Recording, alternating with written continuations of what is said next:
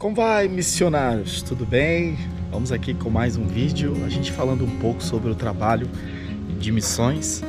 Olha só como tá, eu vou falar sobre um assunto bastante interessante, que é sobre a mensagem do Evangelho no campo missionário, a mensagem sendo a mensagem absoluta, ou seja, o que é verdade aqui no Brasil é verdade no Paraguai, é verdade na Bolívia. O que é verdade aqui na América do Sul é verdade na África. O que é pecado na África é aqui no Brasil, é lá na China, em todo lugar. Então nós temos a mensagem do Evangelho como algo absoluto. Isso é para todas as gerações, todos os países, todas as culturas. Isso a gente tem que ter bastante cuidado, porque infelizmente existe uma linha, né, doutrinária que ensina que não existe verdade absoluta, né? Mas, gente, antes da gente começar nosso vídeo aqui, dá uma olhada aqui como é que tá. Eu geralmente mostro aqui minha rua, né? E parece que, geralmente eu mostro assim que tem neblina. Mas isso aqui não é neblina não, tá? Isso você tá vendo aí, você vê que não vê só azul, né? Isso aqui é fumaça. Eu tava olhando que parece que a metade do Brasil inteiro tá assim, né? Se eu não me engano, somente uma ponta do Nordeste não tá com essa fumaceira toda, agora o restante. E isso não é só aqui no Brasil não, viu? Tem entrado no Paraguai, Bolívia, Paraguai, o pessoal da Argentina, né? Que não tem nem queimada pra lá, o pessoal tá reclamando aí, os jornais da Argentina reclamando aqui do Brasil, tá? Por causa das queimadas, né? Mas é problema. Vamos lá. Amados, o Evangelho, isso é uma coisa, eu trago isso aqui pra vocês, por quê?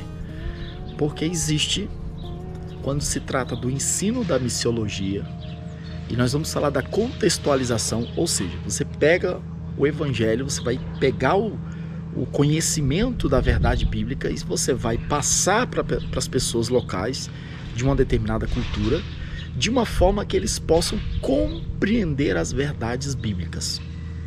Qual que é o grande problema? Existe uma linha de movimento, né, que ensina a missiologia, que deixou praticamente esse pensamento apóstata entrar e que diz que não, que você tem que meio que adaptar o Evangelho conforme a cultura e a visão de mundo que as pessoas têm. Isso é um grande problema, tá? Isso é um problema muito sério. Então eu estava lendo, vamos dar um exemplo. Nós estamos vivendo uma sociedade, atualmente, nós estamos vivendo uma sociedade onde você falar de fidelidade conjugal parece algo assim fora do mundo, fora desse mundo, tá? Um jovem aí de seus 20, 22, 20 e tantos anos,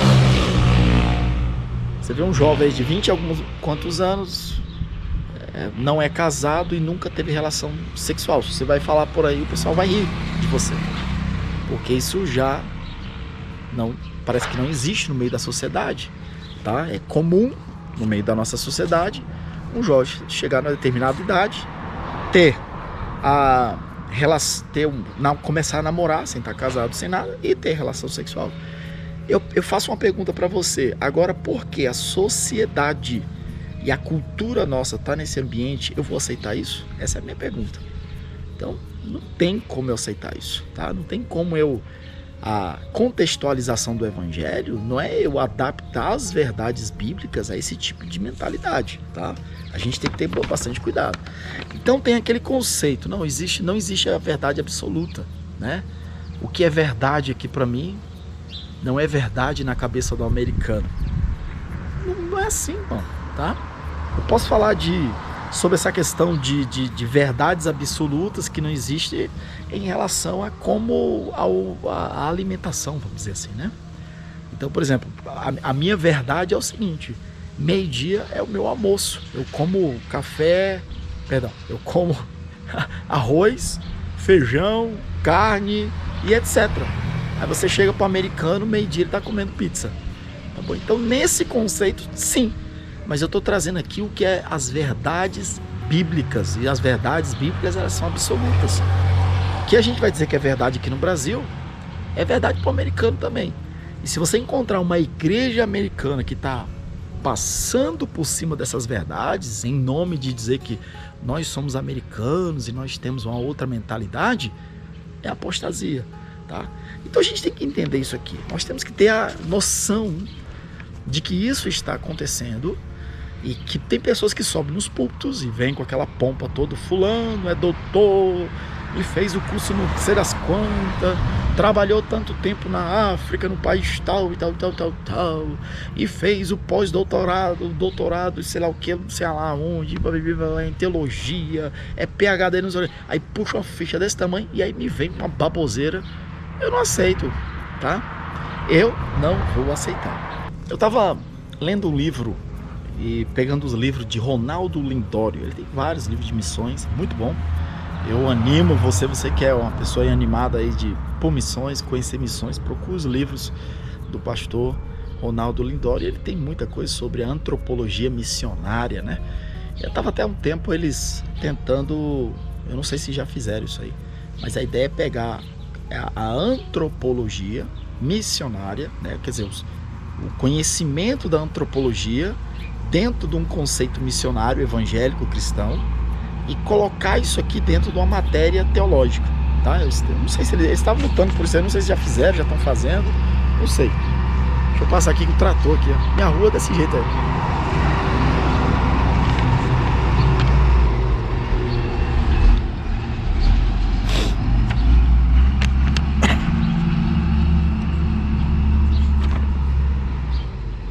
Eita, passou.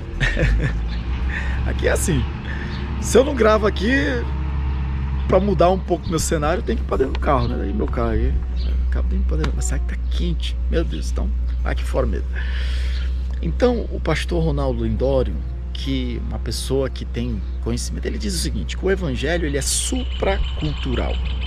Ou seja, é o evangelho que define a cultura e é o evangelho que molda a cultura, e não ao contrário, tá? É o evangelho que vai definir e moldar a cultura. Não é que eu, como missionário brasileiro, não é que eu vou chegar num ambiente cultural levando a minha cultura de brasileiro e até brasileiro evangélico cristão, né? O cristão evangélico. Então, a minha forma de adoração, a música que eu conheço, aí eu vou naquele ambiente e eu gero transformação levando a minha cultura. Não é correto isso aí, tá? Você tem que respeitar a cultura, a música do povo, a forma de adoração e etc. Mas tudo, seja a minha adoração, a minha forma de adoração e os meus conceitos de certo e errado, da minha cultura brasileira, assim como da outra pessoa também, tudo deve estar debaixo desse grande guarda-chuva que é os conceitos absolutos do Evangelho. O Evangelho, ele é supracultural. Ele define a cultura e ele vai moldar a cultura. O Evangelho, cada vez que a gente vê uma igreja, vamos falar aqui do Brasil, né? Eu falo aqui porque nós estamos aqui na região de fronteira, né? Mas Brasil, Paraguai, aqui na América do Sul. Mas no Brasil, você vai encontrar muitas igrejas com um ambiente muito mundano. Você vê uma cultura do mundo. Eu falo cultura do mundo porque são coisas que hoje o mundo está valorizando. São coisas que hoje as pessoas do mundo estão fazendo e valorizando que há 20 anos, 30 anos atrás eles não faziam. Então houve uma mudança da forma de pensar e a cultura, seja na música, seja em uma série de situações, na vivência em geral, que hoje as pessoas estão vivendo assim, que há 20, 30 anos atrás não faziam. E o interessante, as pessoas estão vivendo e a igreja está sendo influenciada. Isso por quê? Porque ao invés da igreja viver uma cultura do reino de Deus e ela influenciar o mundo num padrão bíblico, acaba ela sendo influenciada e vai reduzindo o nível da própria igreja, né? E Deus não compactua com isso, a realidade é essa, né? E aí vai chegar um nível daquilo que a gente chama de uma igreja que é verdadeira, uma igreja que tem um conceito bíblico verdadeiro, e aquela igreja mundana, tá? Isso acontece em qualquer lugar. Só estou dando um exemplo aqui do Brasil, mas irmão, isso aqui se você for na Europa é assim. Eu estava conversando com um missionário, e aí um missionário falando para mim que ele foi distribuir literatura, acho que ele estava em Bruxelas, estava ali, e aí deu material, um folheto para um camarada, ele estava sentado na porta de um bar. O camarada estava fumando umas garrafas de uísque, ele bebendo ali, tá, na pé de um bar, e pegou dentro. Falou, não, obrigado, eu sou evangélico. Ele dizendo que era evangélico. Aí o missionário olhou e falou, você é evangélico? Aí ele começou a falar que o pai dele, que a família dele, que o vô dele fez missões não sei aonde, que ele também vai pra igreja todo domingo eu vou lá, dou meu feto, tá, e evangélico. E ali fumando, tá, e bebendo uísque, e tá. E a questão é, pastor Peniel, você se escandalizou com ele fumando e bebendo na porta de um bar porque você é brasileiro. Porque lá em Bruxelas o povo tem uma outra mentalidade. E aí eu pego esse ambiente, eu trago para que o que a Bíblia está me trazendo. Isso é um conceito bíblico. É correto isso para um servo do Senhor? Isso é uma atitude de servo. Está bebendo ali. A minha Bíblia fala que os beberrões não vão entrar no reino dos céus. Então, deixa aí, né? Então, é isso que nós vamos vivendo hoje. Eu estou dando exemplos assim, mais forte de bebida, de vício, etc. Mas vamos dizer, trazer um exemplo aqui, mais do nível missionário. Você chega numa comunidade, numa etnia, onde as pessoas valorizam a traição. Eu estava vendo acho que foi até um vídeo, ou foi um filme, não lembro, mas um missionário que trabalhou na Nova Zelândia, e ele entra naquela comunidade onde era valorizado a traição. Interessante que quando ele pregou que Jesus foi traído por Judas, me diz aí quem foi que eles começaram a valorizar, quem que era o herói deles? O povo se empolgou tudo com Judas, porque o camarada que consegue trair o outro e quebrar essa confiança, e eles faziam muito isso com as tribos vizinhas, né? Os guerreiros deles ganhavam a confiança das tribos vizinhas e depois traíam aquele pessoal. Foi complicado o missionário, mas ele teve que bater. Ele poderia falar, não, o Cristo é o Judas mesmo, né? Por quê? Porque o conceito das pessoas de que a pessoa boa, o herói da história, seria o Judas, porque eles valorizavam a traição. Mas não foi isso que o missionário fez. Ele continuou buscando meios, outras formas, até que chegar ao ponto de contextualizar o evangelho, mostrar a verdade bíblica e conduzir a mente daquelas pessoas ao conhecimento da verdade da palavra de Deus. É o que fala em 2 Coríntios capítulo 10, né? São fortalezas do maligno e as nossas armas, elas são poderosas em Deus para a destruição dessas fortalezas, levando cativo todo pensamento a Cristo. Isso, meu irmão, não é brincadeira não. Você pensa que é brincadeira, né? Mas imagina toda uma comunidade tendo esse tipo de pensamento. Na África tinha um país que um grupo, né, uma etnia melhor, não um país, mas uma etnia. Eu acho que até o pastor Ronaldo Lindoro que dá esse exemplo aí, ele fala sobre esse assunto aí. Ele fala que aquela comunidade acreditava que o sacrifício pessoal, quando uma pessoa ela se sacrificava por algo, aquilo dali demonstrava fraqueza. Então, tipo assim, não tinha sentido para eles como que Jesus, o Filho de Deus, o Rei do reino de Deus, como que o Filho de Deus ele vai se sacrificar pelos seus servos? Não tinha sentido. Interessante que o pastor estava comentando que houve uma discussão entre ele e tinha uns missionários ali da Europa. E os missionários queriam modificar esse ponto da teologia para não se chocar com a cultura das pessoas. E aí o pastor estava dizendo, não, a gente tem que ensinar o que é a verdade, tá? E buscar outros meios para ir formando aquela base de verdade e a mentalidade das pessoas tem que ser mudada em relação a isso. Se eles acreditam que o sacrifício pessoal não é louvável e que o louvável é aquele que se impõe, aquele que se sacrifica por algo é o fraco, Isso está errado, porque não é o conceito bíblico, não é a visão bíblica do Filho de Deus que veio e se sacrificou pelos seus servos, tá? Então, irmão, dentro do ambiente da contextualização, você tem um problema, tá? Um problema. E você, como missionário, você tem que entender, você tem que, né?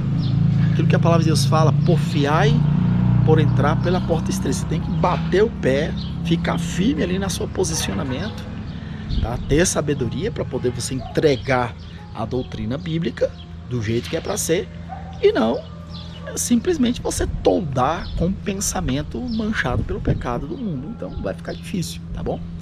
E aqui eu deixo o meu alerta em relação a isso aqui, por quê? Porque se você pegar um monte de livro de missiologia, você vai ver camarada trazendo isso aqui.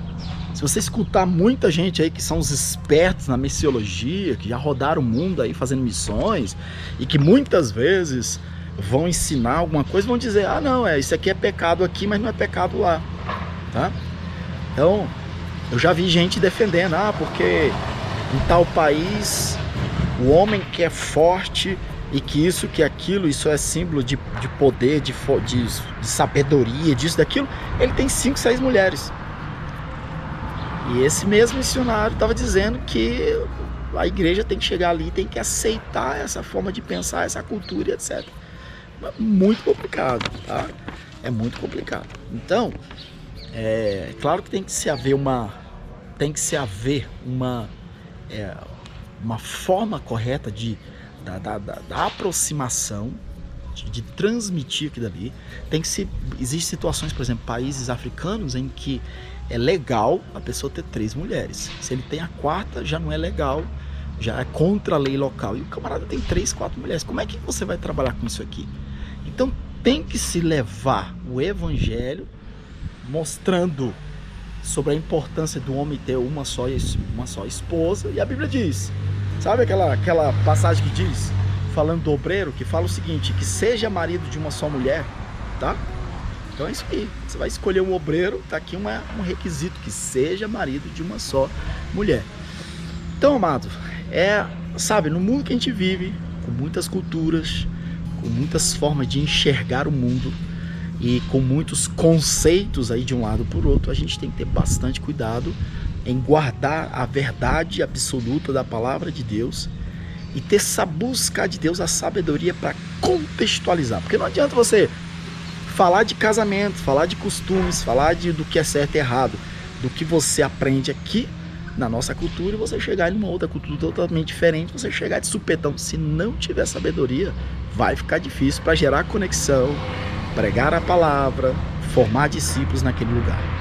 Bom, amém? Por isso, vamos deixar aqui, vamos finalizar o nosso vídeo. É um prazer estar com vocês. Eu estou trazendo sempre vídeos aqui falando bastante sobre missões. Eu peço que você possa nos ajudar compartilhando, tá bom? Com outros irmãos aí que amam o trabalho de missões. Quem sabe você tem um grupo aí de irmãos aí que é bem empolgado, né? Ou outros irmãos, outras pessoas que é bem empolgado, que você se empolga aí com o trabalho de missionário. Eu passo aqui para você. A gente está sempre trazendo conhecimento de missões, mas de uma forma mais prática possível, tá? Para que possa, né, principalmente aqueles que não têm uma vivência, né, não é o ambiente daquela pessoa, fica muito difícil você muitas vezes ensinar determinadas coisas, porque não é a realidade delas, né? Não é. Olha a minha rua, olha a minha rua. As botas aí, olha aí. Nossa, então não é a realidade dessas pessoas. Então o que acontece? Às vezes a gente vai ensinar algo, mas é muito difícil, porque a pessoa, ela nasceu, criou, cresceu, tá com lá seus 40, 50 anos de idade, só vivendo aquela realidade, nunca viu uma outra realidade, tá? Às vezes você, até quando a gente fala sobre pregar o evangelho em outro lugar onde as pessoas falam vários idiomas, tem gente que não sabe nem o que é isso, entendeu? Esse entendimento que a pessoa tem, a pessoa maneja ali, ela fala 2, 3 idiomas, 4 idiomas, e isso aqui é uma, né? Tem gente que nunca viu isso, talvez na televisão, no YouTube aí, mas assim, você viver isso aqui, esse ambiente, as pessoas não entendem, e não vai entender os problemas que há nisso aí. Quando a gente vai ensinar, então a gente tem que trazer da forma mais prática possível, né? Para que possa haver essa compreensão da vida em missões. A gente quer pegar realmente o ensinamento de missões, mas de uma forma muito prática e transmitir para vocês, tá bom? Eu quero convidar você, olha, 60%, você sabia que 60% do pessoal que assiste o nosso canal, dos nossos vídeos, não são inscritos no nosso vídeo? Irmão, você não paga nada, é de graça, é só apertar um botãozinho que tem por aí no YouTube aí, inscreva-se, alguma coisa assim, você clica aí e se inscreve no canal, tá? Você não vai pagar nada, não vai nada, tá bom? Então se inscreve no canal. Outra coisa, eu já falei, compartilha, e eu vou também pedir para você se cadastrar o seu e-mail. Você já viu os missionários mandando informativo pro pessoal que acompanha, para que possa receber o informativo, para que possa estar lendo, para que possa estar... A gente manda foto, manda testemunho, né? Eu mando meus e-mails informativos por e-mail e é gratuito também, tá? Você só vai fazer o cadastro, não vai precisar pagar nada, gratuito, é grátis, tá? Então, no vídeo aqui, ó, nesse link aqui, no nosso vídeo, aqui embaixo vai estar escrito: receba nossos e-mails sobre missões. Aí vai ter um link, você vai clicar nesse link, vai abrir uma página, vai pedir o seu nome e o seu e-mail. Você coloca o seu nome, o seu e-mail, aceita. Você vai ter que ir lá no seu e-mail para confirmar. Você abre o seu e-mail, vai ter um e-mail, vai ser enviado um e-mail para você de confirmação. Se não tiver na página de entrada, às vezes ele vai para a página de spam, tá? Então você entra lá na página de spam, procura e-mail, aí você tem que confirmar. A partir do momento que você confirmou, aí a gente começa a mandar os nossos e-mails para você. Você vai estar recebendo nossos informativos, nossos e-mails com testemunho, entendeu? Eu falo do que eu faço aqui no Paraguai, do trabalho que a gente está fazendo aqui no Paraguai, né? Eu falo sobre o programa de apoio evangelístico e você vai estar por dentro aí das atividades que a gente está fazendo, bem? Um abraço, Deus abençoe e vamos seguir avançando, fazendo missões e amando o trabalho de missões. Até mais.